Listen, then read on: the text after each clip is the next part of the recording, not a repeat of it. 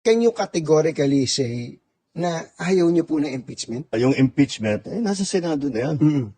Pabayaan natin sila, may proseso yan. Pabayaan natin ang proseso. Mm-mm. Ako, basta ang nasa isip ko, tapos ng eleksyon, balik sa trabaho. Opo. Gawin na natin lahat. With the new lessons learned. Halimbawa, tinignan namin ng isang araw dialysis. Mhm. Sabi ko, ba't di natin pwedeng libre? Libre lahat. Kasi may binabayad pa yung nagda-dialysis. Tama po. Paano ang gagawin? So, tinitignan namin yung numero.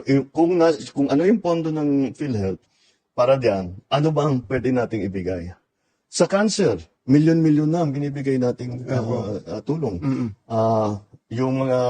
Siyempre, yung mga buntis, yung mga common, hindi na natin dadalhin pa sa hospital yun.